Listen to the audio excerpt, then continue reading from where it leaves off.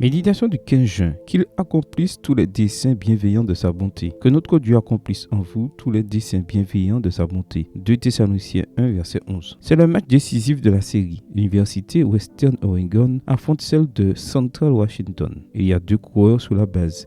Et Sarah Tukolsky arrive dans le box des batteurs. Le lancer arrive. Sarah s'élance et la balle va loin, très loin, et passe par-dessus la clôture. C'est la première fois que Sarah fait un coup de circuit dans toute sa carrière. Remplie d'excitation et l'air triomphant, elle commence sa course, mais en passant la première base, elle se déchire le ligament du genou et ne peut continuer sa course vers les 2e et 3e bases. Quelle situation inhabituelle! Comment la résoudre? L'arbitre a été très clair. Si un coureur devait remplacer Sarah, le coup ne serait pas un coup de circuit, mais un simple. D'autre part, le règlement interdisait à Sarah de courir aidée de ses coéquipiers. Alors que les arbitres et les dirigeants des 2 équipes tentaient de trouver une solution, Mallory Altman et Liz Walens, 2 joueuses de l'équipe adverse, ont demandé « Pourrions-nous la porter pour qu'elle puisse terminer sa course ?» L'arbitre a dit que ce n'était pas interdit. Alors, dans un acte d'héroïsme sportif, Mallory et Liz ont donc pris leur adversaire dans leurs bras et l'ont aidé à réaliser son coup de circuit. L'expérience de ces jeunes femmes souligne ce qu'avait déclaré l'apôtre Paul des siècles auparavant, que la loi n'était pas contre la bonté.